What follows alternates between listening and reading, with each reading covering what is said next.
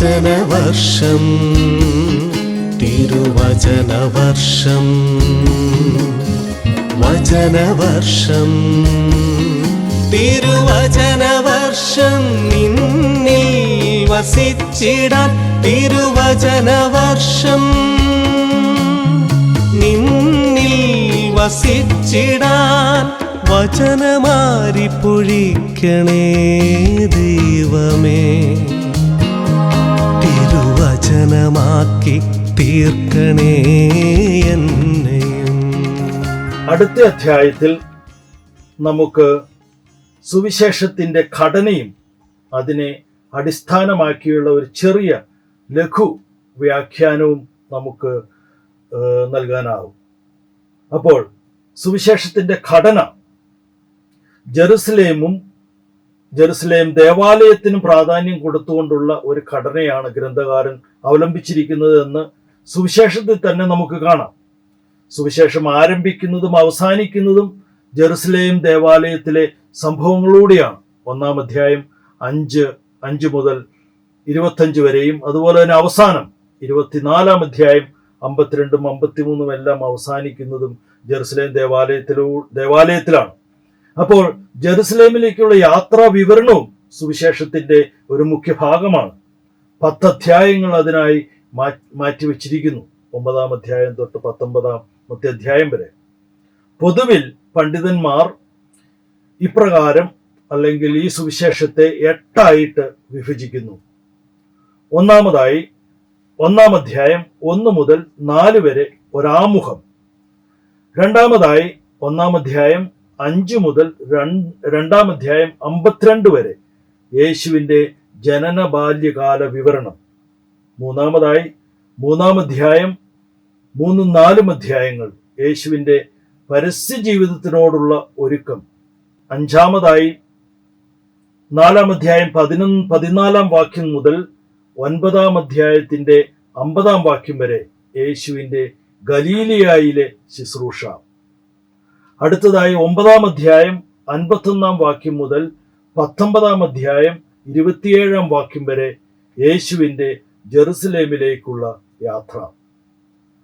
6-ാമതായി 19-ാം അധ്യായം 28 മുതൽ 21-ാം അധ്യായം 38 വരെ യേശുവിൻ്റെ ജെറുസലേമിലെ ശുശ്രൂഷ.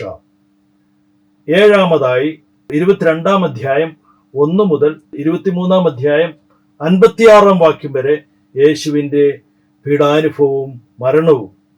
24-ാം അധ്യായം യേശുവിൻ്റെ ഉത്ഥാനവും ഉത്ഥാനാനന്തര സംഭവങ്ങളും നിരത്തുകയാണ്.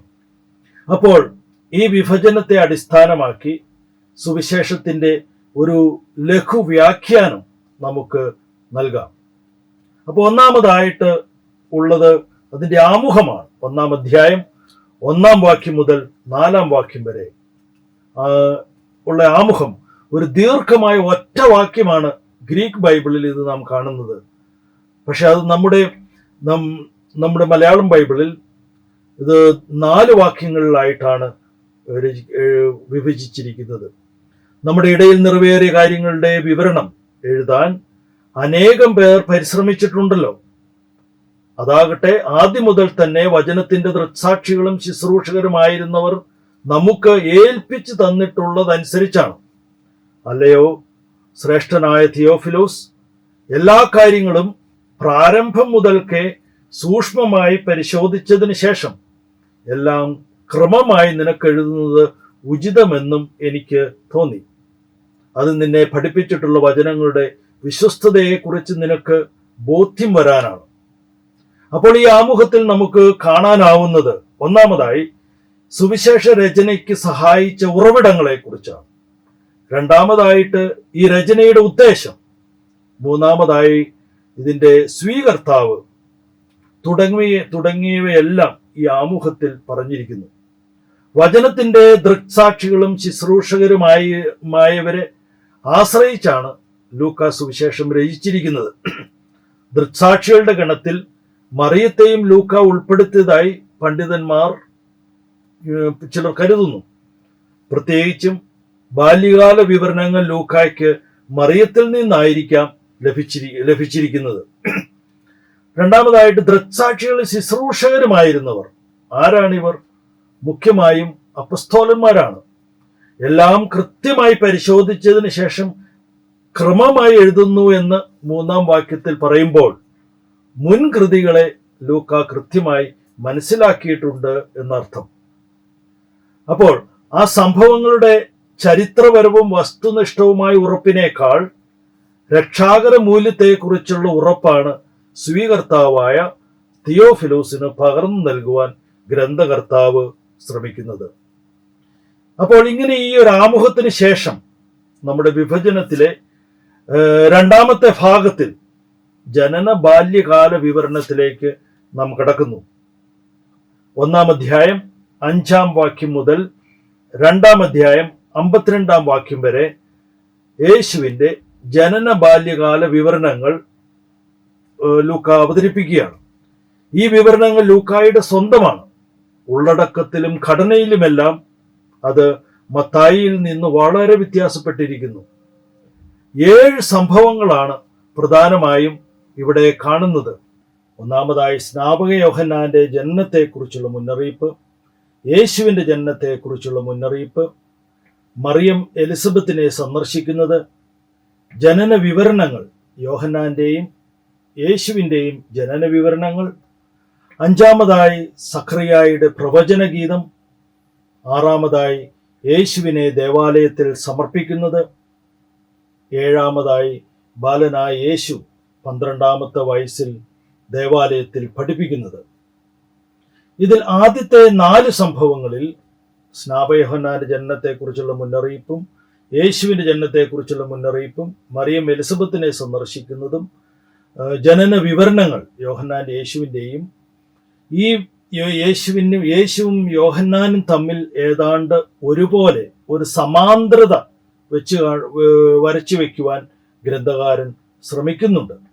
അത് നമുക്ക് വിശദമായിട്ട് ഒന്ന് പരിശോധിക്കാം, ഈ 4 സംഭവങ്ങൾ. അതേസമയം ഈ സമാന്തരത നിലനിർത്തുമ്പോൾ തന്നെ യേശുവിനെ സ്നാപകനേക്കാൾ വലിയവനാക്കി ചിത്രീകരിക്കാനും ഗ്രന്ഥകാരൻ മറക്കുന്നില്ല. യേശുവിനെ പരിശുദ്ധൻ, ദൈവപുത്രൻ, രക്ഷകൻ, കർത്താവായ യേശു, ദൈവത്തിൻ്റെ രക്ഷ, വിജാതീയരുടെ പ്രകാശം തുടങ്ങിയ വിശേഷണങ്ങൾ യേശുവിൻ്റെ വ്യത്യസ്തത വെളിപ്പെടുത്തുന്നു. സുവിശേഷത്തിലെ പ്രധാനപ്പെട്ട പ്രമേയങ്ങളെല്ലാം ഈ ബാല്യകാല വിവരണ ഭാഗത്ത് ലൂക്കോസ് അവതരിപ്പിക്കുന്നു. അതുപോലെ തന്നെ വിശ്വാസത്തിൻ്റെയും ഭക്തിയുടെയും മാതൃകകളായ കുറെ വ്യക്തികളെയും ലൂക്കോസ് അവതരിപ്പിക്കുന്നു. ഉദാഹരണത്തിന് എലിസബത്ത്, സക്കറിയ, ശിമയോൻ, അന്ന. അടുത്തതായി ഈ ബാല്യകാല വിവരണങ്ങളിലെ 7 സംഭവങ്ങളിൽ സമാന സ്വഭാവമുള്ള 4 എണ്ണം നമുക്ക് തരംതിരിച്ച് ഒന്ന് വിശകലനം ചെയ്യാം. ഒന്നാമതായി ലൂക്കായുടെ സുവിശേഷം 1:5 തൊട്ട് 38 വരെയുള്ള വാക്യങ്ങളിൽ യോഹന്നാന്റെയും യേശുവിൻ്റെ ജനനം സംബന്ധിച്ചുള്ള മുന്നറിയിപ്പുകളുണ്ട്. ഈ മുന്നറിയിപ്പുകൾ നൽകുന്ന ആൾ ഗബ്രിയേൽ മാലാഖയാണ്. അല്ലെങ്കിൽ വേറൊരു തരത്തിൽ പറഞ്ഞാൽ ഗബ്രിയേൽ മാലാഖ വഴിയുള്ള ദൈവിക സന്ദേശമാണ് ഈ മുന്നറിയിപ്പുകളിൽ കാണുന്നത്. ആദ്യം ഗബ്രിയേൽ മാലാഖ സക്രിയ എലിസബത്ത് ദമ്പതികളെ യോഹന്നാന്റെ ജനനത്തെ പറ്റി അറിയിക്കുന്നു. ഈ ഗബ്രിയേൽ മാലാഖയെ പഴയ നിയമത്തിൽ ദാനിയേലിന്റെ പുസ്തകത്തിലാണ് നാം കണ്ടുമുട്ടുന്നത്. പഴയ നിയമത്തിലെ പോലെ തന്നെ ഇവിടെയും ആരാധന വേളയിലാണ് ഗബ്രിയേൽ പ്രത്യക്ഷപ്പെടുന്നത്. ആ ദർശനം അനുഭവസ്ഥനെ അല്ലെങ്കിൽ ദർശനം അനുഭവിച്ചവനെ ഇവിടെയും മൂകനായിത്തീരുന്നു. ദാനിയേൽ 9-ാം അധ്യായം 24 ക്രമം അനുസരിച്ചാണ് ദൈവീക പദ്ധതിയെ മാലാഖ അറിയിക്കുന്നത്. സ്നാപക യോഹന്നാനെ ഗർഭം ധരിക്കുന്നത് മുതൽ ഈ ദൈവീക പദ്ധതി ഇവിടെ ആരംഭിക്കുകയാണ്. അതുപോലെ തന്നെ ലൂക്ക സ്നാപക യോഹന്നാനെ താരതമ്യപ്പെടുത്തിയിട്ടുള്ളത് ലൂക്കായുടെ സുവിശേഷം 1:17. പഴയ നിയമത്തിലെ അവസാന ഗ്രന്ഥമായ മലാഖിയിൽ പറഞ്ഞിരിക്കുന്ന കർത്താവിൻ്റെ ദിനത്തിന് മുന്നോടിയായി വരുന്ന ഏലിയ പ്രവാചകനോടാണ്. സ്നാപക യോഹന്നാനെ കുറിച്ചുള്ള മലാഖയുടെ സന്ദേശത്തിൽ പഴയ നിയമ ചരിത്രം പ്രതിഫലിക്കുന്നു. എന്നാൽ യേശുവിന്റെ ജനനം സംബന്ധിച്ചുള്ള മുന്നറിയിപ്പുകൾ, യേശുവിനെ ജനനത്തെക്കുറിച്ചുള്ള മുന്നറിയിപ്പുകളിൽ ഗബ്രിയേൽ മാലാഖയുടെ സന്ദേശത്തിൽ ദൈവം ആരംഭിക്കാൻ പോകുന്ന കാര്യങ്ങളിലെ നവീനതയും പുതുമയും നമ്മെ കാണിക്കുന്നു. മക്കളില്ലാത്ത പ്രായമായ ദമ്പതികളുടെ നിരാശയ്ക്ക് പകരം ദൈവപ്രവൃത്തിയിൽ വിസ്മയം പൂണ്ട കന്യകയാണ് മറിയത്തിൽ ലൂക്ക അവതരിപ്പിക്കുന്നത്. മാനുഷിക ഇടപാടല്ല, ദൈവം തന്നെ പരിശുദ്ധാത്മാവിലൂടെ നേരിട്ടിടപെടുന്നു. ഒരു പുതിയ സൃഷ്ടികർമ്മമാണ് ഇവിടെ സംഭവിക്കുന്നത്. ഗബ്രിയേൽ മാലാഖയുടെ മറിയത്തോടുള്ള സന്ദേശത്തിൽ രണ്ട് കാര്യങ്ങളാണുള്ളത്. ഒന്ന്, ദാവീദിന്റെ പുത്രനായ രക്ഷകനെ പറ്റിയുള്ള ഇസ്രായേലിന്റെ പ്രതീക്ഷകളെ സഫലീകരിക്കുന്ന വ്യക്തിയാണ് യേശു. രണ്ടാമതായിട്ട്, രക്ഷാപ്രവർത്തികൾക്ക് ഉപരിയായി യേശു ദൈവപുത്രൻ തന്നെയാണ് എന്ന് ഉറപ്പിക്കുന്നു. അങ്ങനെ യേശുവിനെ ദാവീദിന്റെ പുത്രനും ദൈവപുത്രനുമായി അവതരിപ്പിക്കുന്നു. ഇവിടെ മറിയത്തിന്റെ പ്രതികരണമാകട്ടെ ഒരു സമ്പൂർണ്ണ സമർപ്പണമാണ്, ഒരു ക്രിസ്തു ശിഷ്യന്റെ സമ്പൂർണ്ണ സമർപ്പണം. അപ്പോൾ ഒന്നാമത്തെ സമാന സ്വഭാവമുള്ള ഈ സംഭവത്തിൽ സ്നാപക യോഹന്നാന്റെയും യേശുവിന്റെയും ജനനം സംബന്ധിച്ചുള്ള മുന്നറിയിപ്പുകളിൽ ഈ മുന്നറിയിപ്പ് ഗബ്രിയേൽ മാലാഖയിലൂടെ നൽകപ്പെടുന്നതാണെന്ന് നാം കണ്ടു. ലൂക്ക സ്നാപക യോഹന്നാനെ ഏലിയ പ്രവാചകനോടാണ് താരതമ്യപ്പെടുത്തിയിട്ടുള്ളത് എന്ന് നാം കണ്ടു. ഗബ്രിയേൽ മാലാഖയുടെ മറിയത്തോടുള്ള സന്ദേശത്തിൽ യേശുവിനെ ദാവീദിന്റെ പുത്രനും ദൈവപുത്രനുമായി അവതരിപ്പിക്കുന്നു. നാം ഇനി അടുത്ത സ്വഭാവത്തിലേക്ക് പോകുമ്പോൾ സമാന സ്വഭാവമുള്ള അടുത്ത സംഭവം രണ്ടാമതായി ലൂക്കോസ് അവതരിപ്പിക്കുന്നത് മറിയം എലിസബത്തിനെ സന്ദർശിക്കുന്നതാണ്. 1-ാം അധ്യായം 39 മുതൽ 56 വാക്യങ്ങൾ. രണ്ട് സംഗതികളാണ് മുഖ്യമായും ഈ ഭാഗത്തുള്ളത്. മറിയം എലിസബത്തിനെ സന്ദർശിക്കുന്നു. രണ്ടാമതായിട്ട് മറിയത്തിന്റെ സ്തോത്രഗീതം മാഗ്നിഫിക്കാത്ത്. മറിയം എലിസബത്തിനെ സന്ദർശിക്കുന്നു. അതിൽ നാം കാണുന്നത് മറിയത്തിന്റെ ഒരു തിടുക്കമാണ്. മറിയം തന്റെ ജീവനിലും ജീവിതത്തിലും ഹൃദയത്തിലും ശരീരത്തിലും സ്വീകരിച്ച യേശുവിനെ മറ്റുള്ളവർക്ക് അനുഭവവേദ്യമാക്കാൻ തിടുക്കം കാണിക്കുന്നു. തിടുക്കം, മറ്റുള്ളവർക്ക് കൊടുക്കുവാൻ തിടുക്കം കാണിക്കുന്നു. മറിയം എലിസബത്തിനെ കാണാനും ശുശ്രൂഷിക്കാനും തിടുക്കം കൂട്ടുന്നു. യേശു സാന്നിധ്യം നമ്മിലും ഉണ്ടാകുമ്പോൾ മറിയത്തെ പോലെ ഒരു തിടുക്കം നമ്മളിലും ഉണ്ടാകണം. ആ യേശു സാന്നിധ്യത്തിൽ എലിസബത്തിന്റെ ഉദരത്തിലുള്ള സ്നാപക യോഹന്നാൻ തന്റെ ദൗത്യം ആരംഭിക്കുന്നു. എലിസബത്ത് ആകട്ടെ ദൈവത്തെ സ്തുതിക്കുകയും ചെയ്യുന്നു. എലിസബത്തിന്റെ സ്തുതിപ്പിനെ തുടർന്ന് മറിയത്തിന്റെ മാഗ്നിഫിക്കാത്ത് എന്നറിയപ്പെടുന്ന സ്തോത്രഗീതമാണ് ലൂക്കോസ് അവതരിപ്പിക്കുന്നത്. ലൂക്കായുടെ സുവിശേഷം 1:46 മുതൽ 55 വരെ. അപ്പോൾ ലൂക്കായുടെ സുവിശേഷത്തിന്റെ സവിശേഷതകളാണ് ഇത്തരത്തിലുള്ള സ്തോത്രഗീതങ്ങൾ. സക്രിയായുടെ സ്തോത്രഗീതം ലൂക്കോസ് അവതരിപ്പിക്കുന്നു. ലൂക്കായുടെ സുവിശേഷം 1-ാം അധ്യായം 67 മുതൽ 78 വരെ. മാലാഖമാരുടെ ഗീതം 2-ാം അധ്യായം 13 തൊട്ട് 14 വരെ ലൂക്കോസ് അവതരിപ്പിക്കുന്നു. അതുപോലെ തന്നെ ശിമയോന്റെ ഗീതവും 2-ാം അധ്യായം 28 മുതൽ. അപ്പോൾ ഈ ഗീതങ്ങളൊക്കെ സുവിശേഷത്തിന്റെ ആരംഭത്തിൽ 1-2 അധ്യായത്തിൽ നാം കാണുന്നു. യഹൂദ ഗീതങ്ങളുടെ മാതൃകയിലാണ് ഇവയെല്ലാം ചിട്ടപ്പെടുത്തിയിരിക്കുന്നത്. മറിയത്തിന്റെ സ്തോത്രഗീതം 1 സാമുവൽ 2-ാം അധ്യായം 1 തൊട്ട് 10 വരെ അതിലെ ഹന്നായുടെ ഗീതത്തിന്റെ മാതൃകയിലാണ് ചിട്ടപ്പെടുത്തിയിരിക്കുന്നത്. മറിയത്തിന്റെ വിശ്വാസവും മനോഭാവവും യേശുവിൽ നിറവേറുന്ന പദ്ധതിയുടെ പ്രകാശനവും ഇതിൽ കാണാം.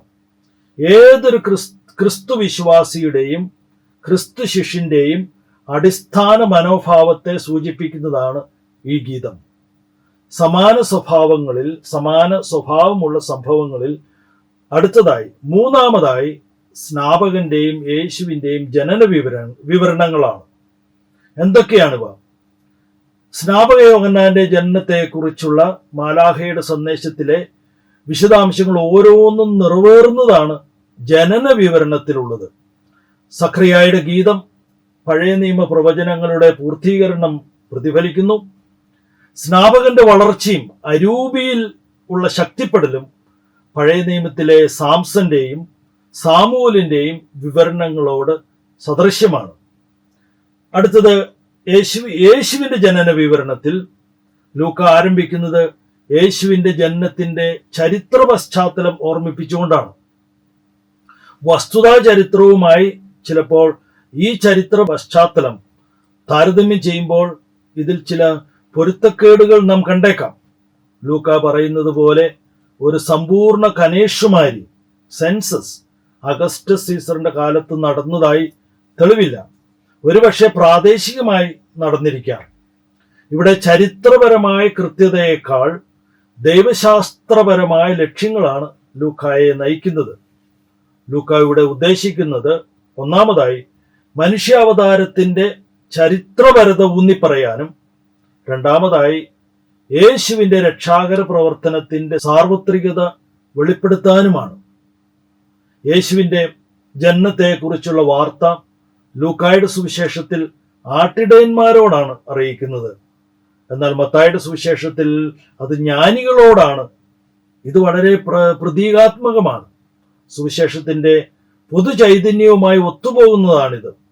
എളിയവരും ദരിദ്രരും സുവിശേഷത്തിൽ പ്രത്യേക സ്ഥാനം പിടിക്കുന്നതും അവർ യേശുവിനെ സ്വീകരിക്കുന്നതും ഈ ആട്ടിടയന്മാരുടെ സംഭവത്തിൽ നിന്ന് ആരംഭിക്കുന്നു. യേശുവിനെ ദേവാലയത്തിൽ കാഴ്ചവെക്കുന്ന അടുത്ത സംഭവം 2-ാം അധ്യായം 22 മുതൽ 40 വരെയുള്ള വാക്യങ്ങൾ.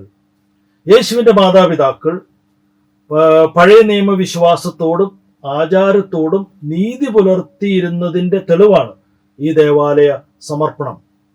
ദേവാലയത്തിലെ ശിമയോനും അന്നയുമാകട്ടെ 2 പ്രതീകങ്ങളാണ്. യഹൂദർക്കിടയിൽ രക്ഷകനെ പ്രതീക്ഷിച്ച് പ്രാർത്ഥിച്ചിരുന്നവരുടെ പ്രതീകം.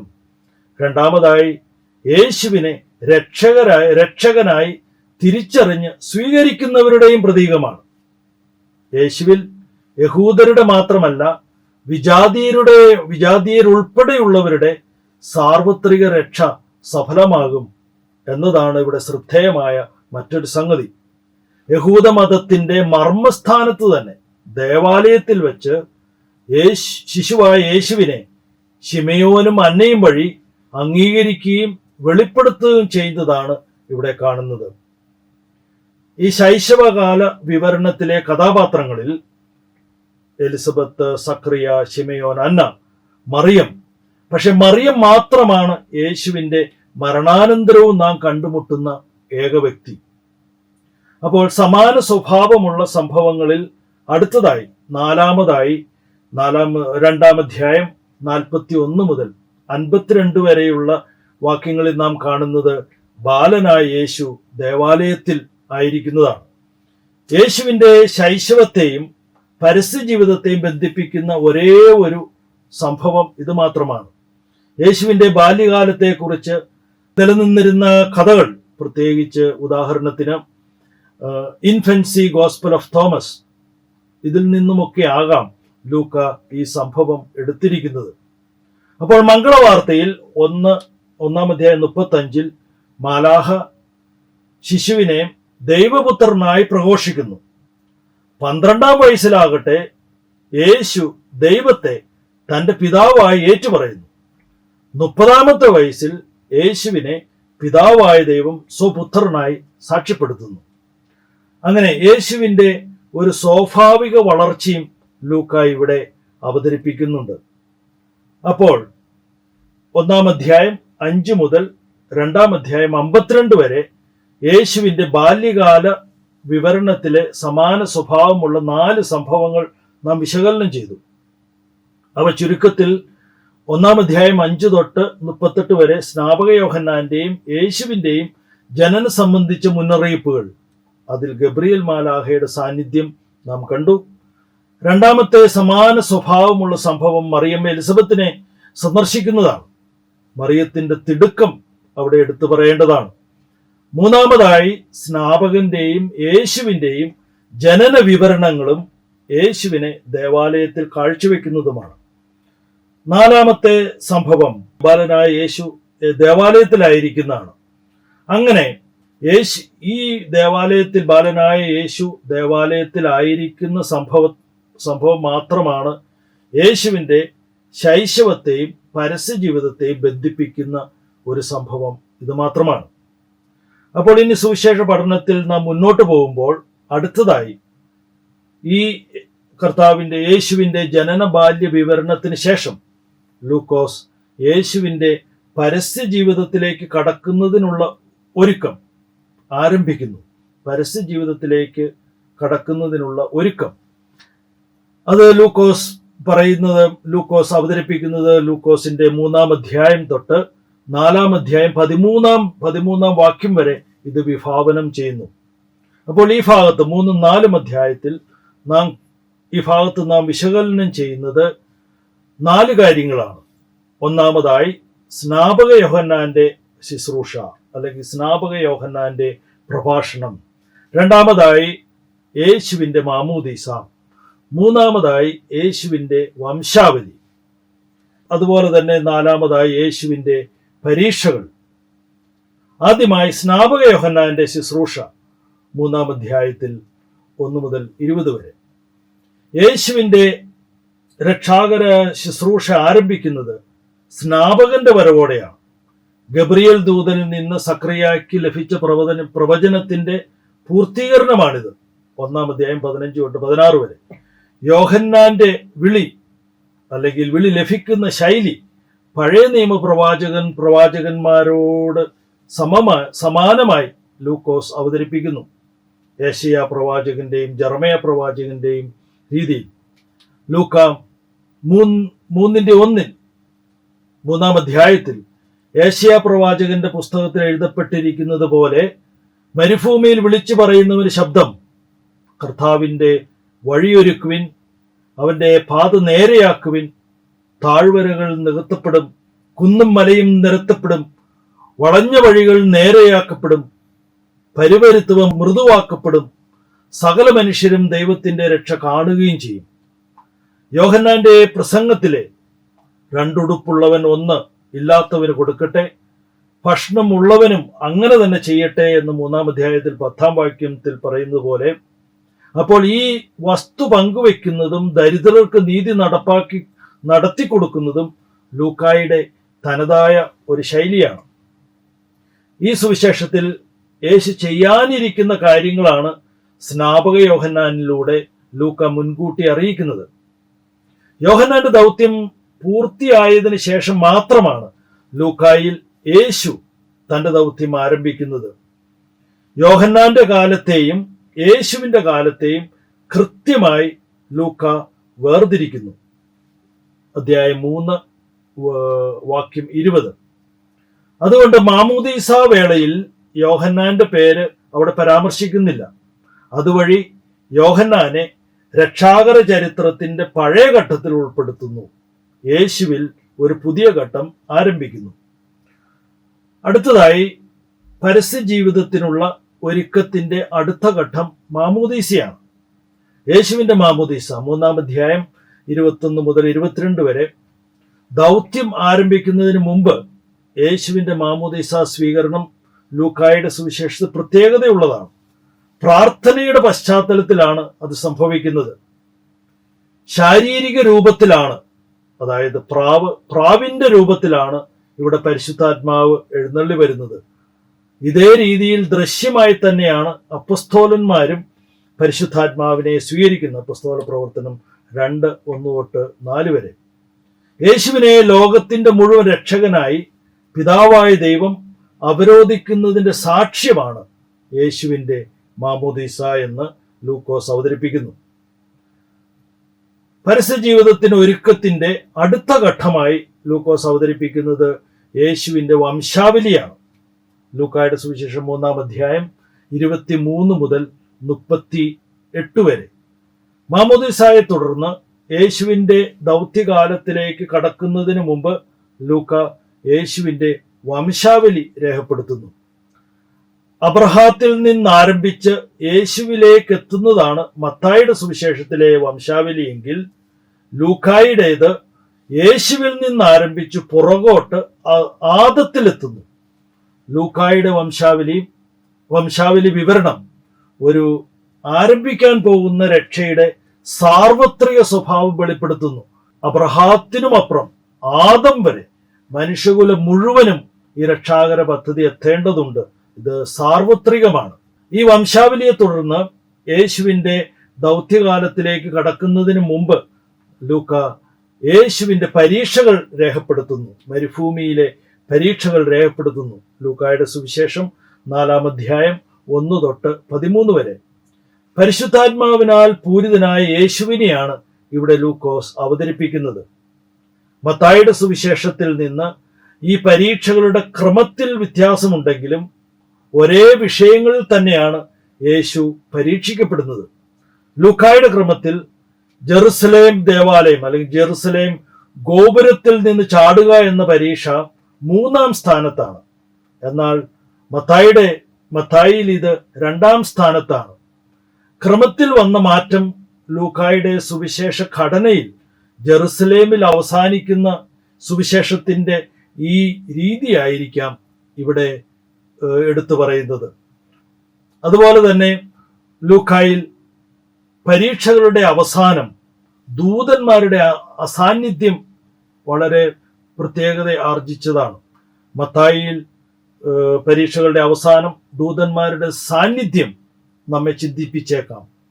ലൂക്കായുടെ സുവിശേഷത്തിൽ ഗെത്സമനിയിലെ മഹാപരീക്ഷയുടെ ഘട്ടത്തിലാണ് ദൂതനെ നാം കാണുന്നത്. അധ്യായം 22, 42 മുതൽ 44 വരെ. ഗെത്സമനി സംഭവം യേശുവിൻ്റെ വലിയ അഗ്നിപരീക്ഷയായി ലൂക്ക മനസ്സിലാക്കിയത് കൊണ്ടാകാം ഇങ്ങനെ ചെയ്തത്. അങ്ങനെ ഒരു കണക്കിന് നോക്കിയാൽ പരീക്ഷ വിവരണവും പീഡാനുഭവ വിവരണവും ലൂക്ക ബന്ധിപ്പിച്ചിരിക്കുന്നു എന്ന് നമുക്ക് മനസ്സിലാക്കാം. അടുത്തതായി യേശുവിൻ്റെ പരസ്യ ജീവിതത്തിനുള്ള ഒരുക്കം പൂർത്തിയായതിനു ശേഷം ലൂക്കോസ് യേശുവിൻ്റെ പരസ്യ ജീവിതത്തിലേക്ക് കടക്കുന്നു. ലൂക്കായുടെ സുവിശേഷം 4-ാം അധ്യായം 14-ാം വാക്യം തൊട്ട് 9-ാം അധ്യായം 50-ാം വാക്യം വരെ. ഈ ഭാഗത്ത് യേശുവിൻ്റെ ഗലീലിയായിലെ ശുശ്രൂഷ എന്ന് വേണമെങ്കിൽ നമുക്ക് വിളിക്കാം. ഈ 4 തൊട്ട് 9-ാം അധ്യായം 50-ാം വാക്യം വരെ യേശുവിൻ്റെ ഗലീലിയായിലെ ശുശ്രൂഷ. മാമോദീസായിൽ പരിശുദ്ധാത്മാവിനാൽ പൂരിതനായ യേശു അതേ അരൂപിയുടെ ശക്തി കൊണ്ട് പരീക്ഷകളെ വിജയിച്ച ശേഷം ആ ശക്തിയിൽ തന്നെ പരിശുദ്ധാത്മാവിൽ തന്നെ ഗലീലിയായിൽ ദൗത്യം ആരംഭിക്കുന്നു. യേശു തൻ്റെ വാക്കുകളിലൂടെയും പ്രവൃത്തികളിലൂടെയും ദരിദ്രരോട് സുവിശേഷം അറിയിക്കുന്നു. ലൂക്കായുടെ സുവിശേഷം 4:14 തൊട്ട് 9:51 വരെ യേശുവിൻ്റെ പ്രവർത്തനങ്ങൾ ഗലീലിയായിൽ പരിമിതപ്പെടുത്തുന്നു. ഈ ഭാഗത്ത് പ്രധാനമായും യേശുവിൻ്റെ വ്യക്തിത്വ തനിമയാണ്, ഐഡന്റിറ്റി, വാക്കുകളിലൂടെയും പ്രവൃത്തികളിലൂടെയും എതിർപ്പുകളിലൂടെയും എല്ലാം വെളിപ്പെടുത്തുന്നത്. യേശുവിനെ സ്വീകരിക്കുന്നതും തിരസ്കരിക്കുന്നതുമായ 2 പ്രതികരണ ഗ്രൂപ്പുകൾ ഇവിടെ നമുക്ക് കാണുവാനായിട്ട് കഴിയും. ഈ ഭാഗത്ത് യേശുവിൻ്റെ ശ്രദ്ധേയമായ 2 പ്രഭാഷണങ്ങൾ കൂടി ലൂക്കോസ് ചേർത്തിരിക്കുന്നു. യേശുവിൻ്റെ നസ്രത്തിലെ പ്രഭാഷണവും അതുപോലെ തന്നെ സമതല പ്രഭാഷണവും അധ്യായം 6 17 തൊട്ട് 49 വരെ. ലൂക്കോസ് യേശുവിൻ്റെ ഈ ഗലീലിയായിലെ ശുശ്രൂഷയിൽ ഉൾപ്പെടുത്തിയിട്ടുള്ളത് നസ്രത്ത്, കഫർനാം, ഗനാസറത്ത്, നയിം തുടങ്ങിയ ഗ്രാമങ്ങളും പട്ടണങ്ങളിലും തടാകങ്ങളിലുമൊക്കെ യേശു പഠിപ്പിക്കുകയും പ്രവർത്തിക്കുകയും ചെയ്ത കാര്യങ്ങളാണ്. അപ്പോൾ ഈ സ്ഥലങ്ങളിലെ പ്രവർത്തനങ്ങളെക്കുറിച്ച് നമുക്കൊന്ന് വിചിന്തനം ചെയ്യാം. ഒന്നാമതായി 4-ാം അധ്യായം 10 തൊട്ട് 30 വരെ നസ്രത്തിലെ ദൗത്യവും ജനങ്ങളുടെ പ്രതികരണവും ഗലീലിയായിലെ പ്രവർത്തനങ്ങളെ പറ്റിയുള്ള സംക്ഷിപ്ത വിവരണവും തൽഫലമായി യേശുവിനുണ്ടായ പ്രശസ്തിയും ഏതാനും വാക്കുകൾ അവതരിപ്പിച്ച ശേഷം നസ്രത്തിലെ ദൗത്യത്തെക്കുറിച്ചാണ് ലൂക്ക പറയുന്നത്.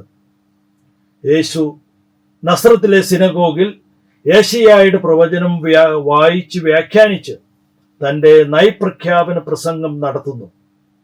സ്വീകരണത്തെക്കാളേറെ തിരസ്കരണമാണ് അതിന് ലഭിച്ച പ്രതികരണം. ആ തിരസ്കരണം അവസാനം യേശുവിനെ നശിപ്പിക്കാനുള്ള ഉദ്യമത്തിൽ വരെ എത്തുന്നു. ലൂക്കായുടെ സുവിശേഷം 4-ാം അധ്യായം 28 മുതൽ 30 വരെയുള്ള വാക്യങ്ങൾ. അപ്പോൾ നസ്രത്തിലെ ശുശ്രൂഷയ്ക്ക് ശേഷം 4:31 മുതൽ 44 വരെയുള്ള വാക്യങ്ങളിൽ കഫർനാമിലെ ശുശ്രൂഷയാണ് നാം കാണുന്നത്. ഈ കഫർനാമിലെ ശുശ്രൂഷയിൽ 4 സംഗതികളാണ് ലൂക്കോസ് എടുത്തു പറയുന്നത്. യേശു പിശാച് ബാധിതനെ സുഖപ്പെടുത്തുന്നു, ശിമയോന്റെ അമ്മായിയമ്മയെ സുഖപ്പെടുത്തുന്നു, സന്ധ്യാസമയത്തെ പൊതുവായ സൗഖ്യ ശുശ്രൂഷകൾ, പിന്നീട് വിജനപ്രദേശത്തായിരിക്കുന്ന യേശുവിനെയാണ് അവിടെ അവതരിപ്പിക്കുന്നത്. ചില സംഭവങ്ങൾ മാത്രം വിശദമായി പറഞ്ഞതിന് ശേഷം ലൂക്കോസ് യേശുവിന്റെ ദൗത്യത്തെപ്പറ്റി പൊതുവായി പറയുകയാണ് ഇവിടെ ചെയ്തിരിക്കുന്നത്.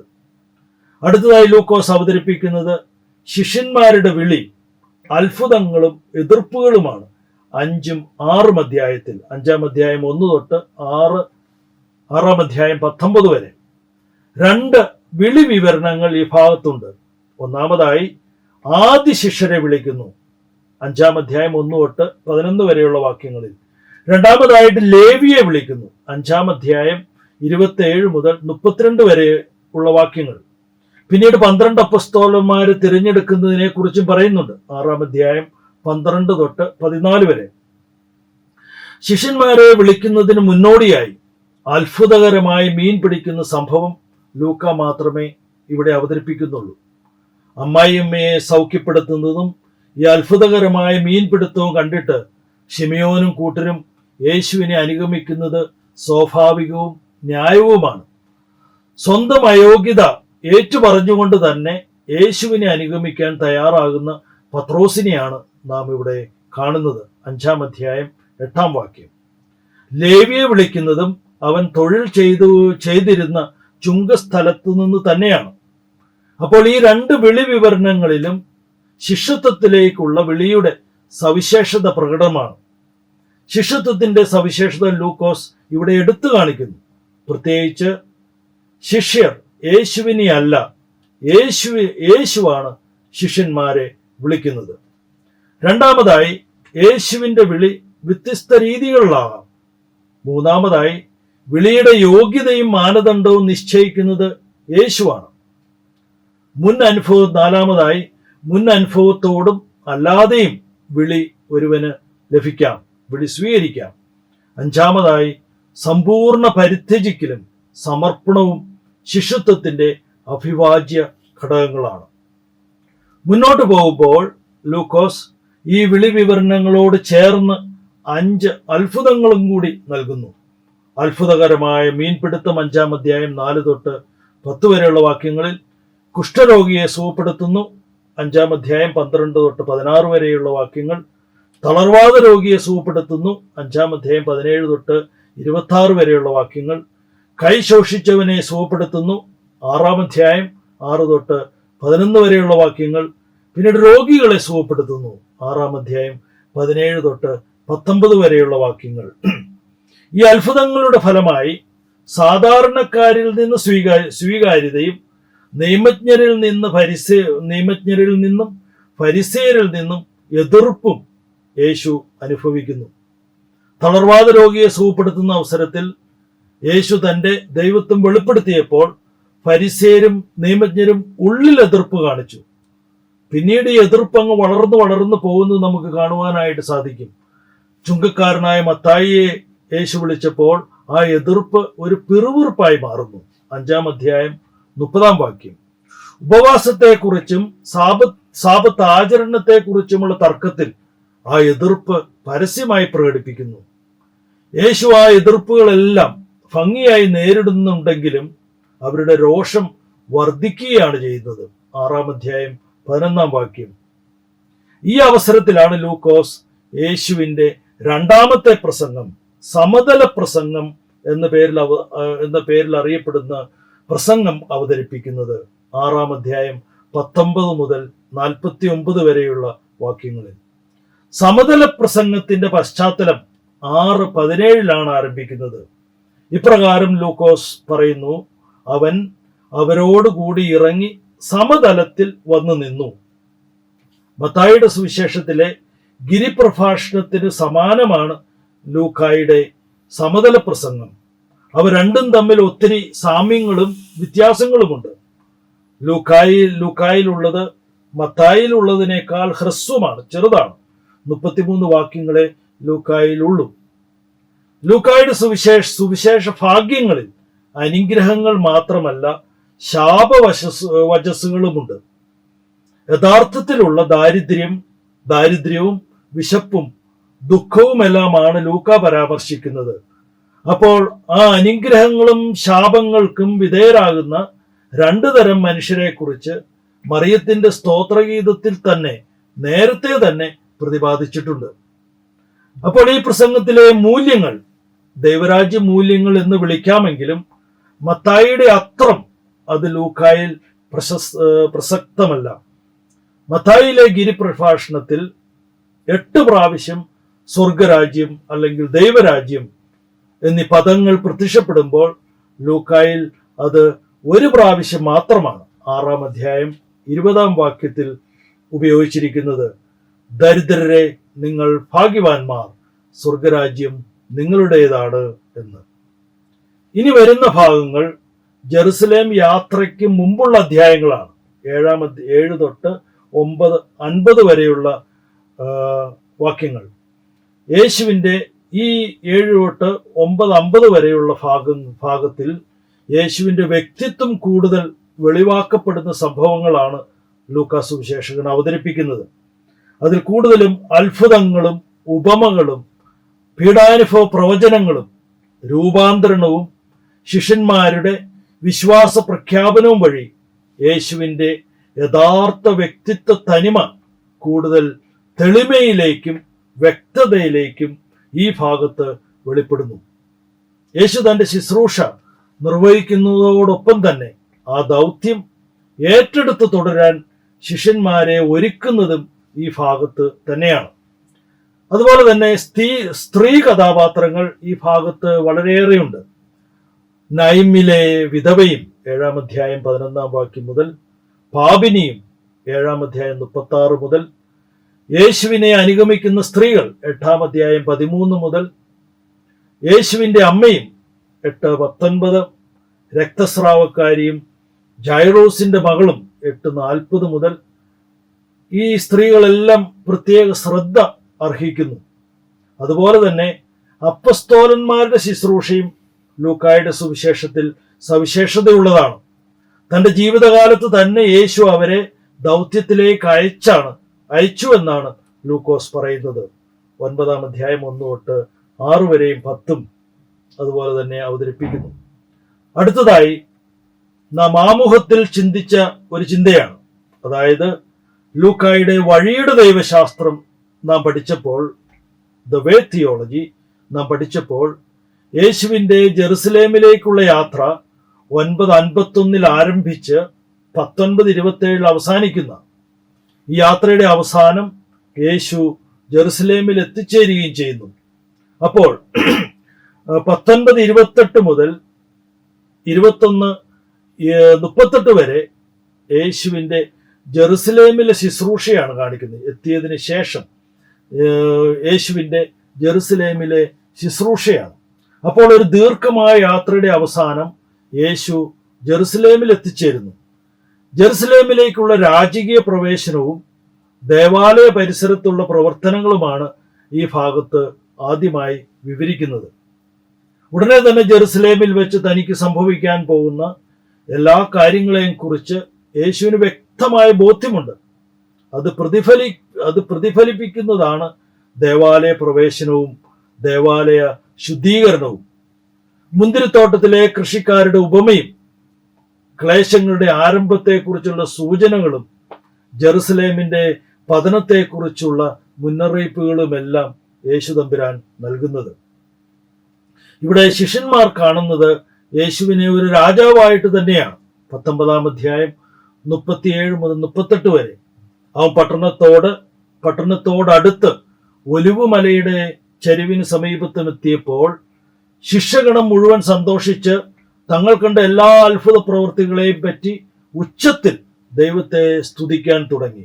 ഇവിടെ ശിഷ്യന്മാർ നടത്തുന്ന സ്തുതികൾ 2-ാം അധ്യായത്തിൽ 13-14 മാലാഖമാരുടെ സ്തുതികളെ ഓർമ്മിപ്പിക്കുന്നതാണ്.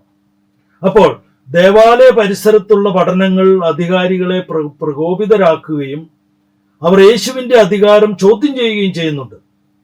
ദുഷ്ടരായ കൃഷിക്കാരുടെ ഉപമ അവർക്കുള്ള മറുപടിയാണ്. അധികാരികളാകട്ടെ യേശുവിനെ കുടുക്കുവാനായി പരിശ്രമിക്കുന്നു. അതിന്റെ പരിസമാപ്തിയാണ് യേശുവിന്റെ പീഡാനുഭവവും മരണവും. ലൂക്കോസ് അടുത്ത 2 അധ്യായങ്ങളിൽ അവതരിപ്പിക്കുന്നത് അത് തന്നെയാണ്, 22ഉം 23ഉം. ഈ 2 അധ്യായങ്ങളിലെ പീഡാനുഭവ വിവരണവും ഉദ്ധാന വിവരണത്തിലും യോഹന്നാന് പരിചിതമായിരുന്ന ചില ഉറവിടങ്ങൾ തന്നെ ആയിരിക്കാം ലൂക്കായും ആശ്രയിക്കുന്നത്. മർക്കോസുമായുള്ള സാമ്യം ഈ ഭാഗത്ത് വളരെ കുറവാണെന്ന് പറയാം. അപ്പോൾ ഈ 2 അധ്യായങ്ങളിലെ പീഡാനുഭവ വിവരണങ്ങളെയും ഉദ്ധാന വിവരണങ്ങളെയും 4 ഭാഗങ്ങളായി നമുക്ക് പഠിക്കാം. ഒന്നാമതായി 22-ാം അധ്യായം 1 തൊട്ട് 38 വരെ യേശുവിനെതിരെയുള്ള ഗൂഢാലോചനയും അന്ത്യ അത്താഴ വിവരണവും. രണ്ടാമതായി 22-ാം അധ്യായം 39 മുതൽ 23-ാം അധ്യായം 25 വരെയുള്ള വാക്യങ്ങൾ. അത് ഗത്സമനി മുതൽ വിചാരണ വരെയാണ്. മൂന്നാമത്തെ ഭാഗത്ത് 23-ാം അധ്യായം 26 മുതൽ 56 വരെ കുരിശിന്റെ വഴിയും മരണവും സംസ്കാരവും. നാലാമതായി 24-ാമത്തെ അധ്യായം ഉത്ഥാനവും ഉത്ഥാന അനന്തര സംഭവങ്ങളും ലൂക്കോസ് വിവരിക്കുന്നു. അപ്പോൾ ഒന്നാമതായി 22-ാം അധ്യായം 1 തൊട്ട് 38 വരെ യേശുവിനെതിരെയുള്ള ഗൂഢാലോചനയും അന്ത്യ അത്താഴ വിവരണവും. പുരോഹിതരും നിയമജ്ഞരും ചേർന്ന് യേശുവിനെതിരെ നടത്തുന്ന ഗൂഢാലോചന ഫലപ്രദമാകുന്നത് യൂദാസിന്റെ സഹകരണത്തോടെയാണ്. ലൂക്കോസ് ഇപ്രകാരം 3-ാം വാക്യത്തിൽ പറയുന്നു, 22-ാം അധ്യായത്തിൽ, 12 പേരിൽ ഒരുവനും സ്കറിയാത്ത എന്ന് വിളിക്കുന്ന യൂദാസിൽ സാത്താൻ പ്രവേശിച്ചു എന്നാണ്. അപ്പോൾ പരീക്ഷകൾക്ക് ശേഷം 4-ാം അധ്യായത്തിൽ മാറി നിന്നിരുന്ന സാത്താൻ ഇവിടെ യൂദാസിൽ പ്രവേശിക്കുന്നു. ഒറ്റിക്കൊടുക്കാനുള്ള ഗൂഢാലോചനയ്ക്ക് നേതൃത്വം കൊടുക്കുന്നത് സാത്താനാണ്. അങ്ങനെ ഒറ്റിക്കൊടുക്കാനുള്ള സാഹചര്യമാണ് അന്ത്യ അത്താഴവും ഗത്സമനിയിലെ പ്രാർത്ഥനയും. അപ്പോൾ അന്ത്യ അത്താഴ സമയത്തുള്ള യേശുവിന്റെ വാക്കുകൾ അവിടുത്തെ അന്ത്യം ആസന്നമായെന്ന് വെളിപ്പെടുത്തുന്നത് തന്നെയാണ്. പക്ഷേ ശിഷ്യർ അത് മനസ്സിലാക്കുന്നില്ല. അവരുടെ ചിന്തകളിൽ ആരാണ് വലിയവൻ എന്ന ചിന്തയായിരുന്നു അവർ ചിന്തിച്ചുകൊണ്ടിരുന്നത്. ലൂക്കായുടെ സുവിശേഷം 22-ാം അധ്യായം 24-ാം വാക്യം. പക്ഷേ യേശുവിന്റെ കണക്കുകൂട്ടലുകൾക്ക് അനുസരിച്ചാണ് എല്ലാം സംഭവിക്കുന്നത് എന്നതാണ് പ്രധാനപ്പെട്ട ഒരു കാര്യം. അല്ലാതെ ശിഷ്യന്മാരുടെ കണക്കുകൂട്ടൽ പോലെയല്ല കാര്യങ്ങൾ മുന്നോട്ട് പോകുന്നത്. ഈ പീഡാനുഭവ വിവരണത്തിലെ 2-ാം ഭാഗം ഗത്സമനി മുതൽ വിചാരണ വരെയുള്ള സംഭവങ്ങളാണ്. 22-ാം അധ്യായം 39 മുതൽ 23-ാം അധ്യായം 25 വരെയുള്ള വാക്യങ്ങൾ. അന്ത്യാത്താഴത്തിന് ശേഷം യേശു പീഡാനുഭവ രംഗത്തേക്ക് പ്രവേശിക്കുകയാണ്. ഗത്സമനിയിലാണ് യേശു തന്റെ അവസാനത്തെയും അതികഠിനമായ പരീക്ഷയും നേരിടുന്നത്. മത്തായിയുടെ സുവിശേഷത്തിൽ നാം കണ്ടതുപോലെ പരീക്ഷാ വിവരണത്തിന്റെ അവസാനത്തിൽ കാണുന്ന ദൈവദൂതൻ ലൂക്കായുടെ സുവിശേഷത്തിൽ ഇവിടെയാണ് വീണ്ടും അവതരിക്കുന്നത്. ഈ ഗത്സമനിയിൽ വെച്ചാണ് യൂദാസ് യേശുവിനെ ഒറ്റിക്കൊടുക്കുന്നതും ജനക്കൂട്ടം യേശുവിനെ പിടിച്ച് ബന്ധിക്കുന്നതും യേശു മുൻകൂട്ടി പറഞ്ഞിരുന്നത് പോലെ പത്രോസ് യേശുവിനെ നിഷേധിച്ച് പറയുന്നതുമെല്ലാം. 2 വിചാരണകളാണ് മുഖ്യമായും ഇവിടെ നടക്കുന്നത്. ഒന്ന് യഹൂദ വിചാരണ, ന്യായാധിപ സംഘത്തിൽ വെച്ച് നടക്കുന്ന വിചാരണ. രണ്ടാമതായിട്ട് രാഷ്ട്രീയ വിചാരണ, പീലാത്തോസിന്റെയും ഹെറോദോസിന്റെയും മുമ്പാകെയുള്ള വിചാരണ. ഈ 2 വിചാരണയിലും സാഹചര്യത്തിന് ചേർന്ന പരാതികളാണ് യേശുവിനെതിരെ ഉന്നയിക്കപ്പെടുന്നത്. എന്നിട്ടും വിചാരണയിൽ കുറ്റമില്ല എന്ന് ബോധ്യമായിട്ടും ജനപ്രീതിക്ക് വേണ്ടി നിഷ്കളങ്കനായ ഒരുവനെ കുരിശുമരണത്തിന് വിധിക്കുന്ന അതിദയനീയമായ ഒരവസ്ഥയാണ് ഇവിടെ കാണുക. ഈ പീഡാനുഭവ വിവരണത്തിലെ 3-ാം ഭാഗത്തേക്ക് നാം കടക്കുമ്പോൾ അവിടെ യേശുവിൻ്റെ കുരിശിന്റെ വഴിയും മരണവും സംസ്കാരവുമാണ് നാം കാണുന്നത്. 23-ാം അധ്യായം 26 മുതൽ 56 വരെയുള്ള വാക്യങ്ങൾ. കുരിശിന്റെ വഴിയിൽ ഒത്തിരി കഥാപാത്രങ്ങളെ അണിനിരത്താൻ ലൂക്കോസ് പരിശ്രമിക്കുന്നുണ്ട്. കീറോൻകാരനായ ശിമയോനും വലിയ ജനക്കൂട്ടവും ജെറുസലേം പുത്രിമാരും മരണാനന്തരവും യേശുവിനെ സ്നേഹിക്കുകയും അംഗീകരിക്കുകയും ചെയ്യുന്നവരുടെ ഒരു ഗണവും ലൂക്ക ഇവിടെ അവതരിപ്പിക്കുന്നു. ക്രൂശിക്കപ്പെടുന്ന വേളയിലും ശത്രുക്കൾക്ക് വേണ്ടി പ്രാർത്ഥിക്കുന്ന യേശുവിന്റെ ചിത്രം ലൂക്കായിൽ മാത്രമാണ് നാം കാണുന്നത്. ലൂക്കായിലെ കുരിശുമരണ വിവരണം ഏറെ തനിമ പുലർത്തുന്നതാണ്. യേശുവിനെ പരിഹസിക്കുന്നത് ഭരണാധികാരികളും പട്ടാളക്കാരും സഹക്രൂശിതനുമാണ്. സഹക്രൂശിതൻ ചോദിക്കുന്നതിനും അപ്പുറം പറുദീസ തന്നെ യേശു അവന് ഉടനടി നൽകുന്നു. 23-ാം അധ്യായം 46-ലെ പ്രാർത്ഥന പരാതിയുടെ ശബ്ദമല്ല, പിതാവിലുള്ള വിശ്വാസത്തിന്റെ പ്രകടനമാണ്. പിതാവേ, അങ്ങയുടെ കരങ്ങളിൽ എൻ്റെ ആത്മാവിനെ ഞാൻ സമർപ്പിക്കുന്നു എന്ന് പറഞ്ഞ് അവൻ ജീവൻ വെടിഞ്ഞു. അവസാനമായി ലൂക്കോസ് തന്റെ സുവിശേഷത്തിൽ അവതരിപ്പിക്കുന്നത് ഉത്ഥാനവും ഉത്ഥാന അനന്തര സംഭവങ്ങളുമാണ്. 24-ാം അധ്യായം. ലൂക്കായിലെ ഉദ്ധിതൻ ഗലീലിയയിലേക്ക് പോകാതെ ജെറുസലേമിൽ തന്നെയാണ് 3 പ്രാവശ്യവും പ്രത്യക്ഷപ്പെടുന്നത്. അങ്ങനെ സുവിശേഷം ജെറുസലേമിൽ തന്നെ അവസാനിപ്പിക്കാൻ ലൂക്കോസ് ശ്രമിക്കുന്നു. ഉത്ഥാനത്തിന് ദൃക്സാക്ഷികളില്ല. ശൂന്യമായ കല്ലറയാണ് ഉത്ഥാനത്തിന്റെ തെളിവായി അവശേഷിപ്പിച്ചത്. എമാവൂസ് ശിഷ്യന്മാരുടെ കഥ യേശുവിന്റെ മരണത്തിന് ശേഷം ശിഷ്യന്മാർക്കുണ്ടായ അവസ്ഥയും അതിൽ നിന്ന് അവർ വിശ്വാസത്തിലേക്ക് നടന്നു നീങ്ങുന്ന യാത്രയും വർണ്ണിക്കുന്നു. എമാവൂസ് സംഭവവും ജെറുസലേമിലെ പ്രത്യക്ഷപ്പെടലും ഉത്ഥാന യാഥാർത്ഥ്യം ബോധ്യമാക്കുന്ന വിധമാണ് ലൂക്കോസ് അവതരിപ്പിക്കുന്നത്. സ്വർഗാരോഹണ വിവരണം ലൂക്കായിലാണ് നാം കാണുന്നത്. അതുതന്നെയാണ് അപ്പസ്തോല പ്രവർത്തനങ്ങളുമായി സുവിശേഷത്തെ ബന്ധിപ്പിക്കുന്ന കണ്ണിയും. അപ്പോൾ ഈ സ്വർഗാരോഹണത്തോടു കൂടി സുവിശേഷം ലൂക്കോസ് അവസാനിപ്പിക്കുന്നില്ല. ഈ സുവിശേഷം വീണ്ടും തുടരുകയാണ് അപ്പസ്തോല പ്രവർത്തനങ്ങൾ വഴി. അതാണ് നമ്മുടെ പഠന പദ്ധതിയിലെ അടുത്ത അധ്യായം എന്ന് പറയുന്നത്. അപ്പസ്തോല പ്രവർത്തനങ്ങൾ. യേശുവിന്റെ ഉത്ഥാനത്തിനും സ്വർഗാരോഹണത്തിനും ശേഷം ശിഷ്യന്മാർക്ക് എന്ത് സംഭവിച്ചു? സഭ എങ്ങനെ ഇത്തരുണത്തിൽ വളർന്നു വലുതായി? തുടങ്ങിയ സ്വാഭാവികമായ ചോദ്യങ്ങൾക്കുള്ള ഉത്തരമാണ് അപ്പസ്തോല പ്രവർത്തനങ്ങൾ. അത് നാം വിശദമായിട്ട് അടുത്ത ക്ലാസ്സിൽ പഠിക്കുന്നതായിരിക്കും.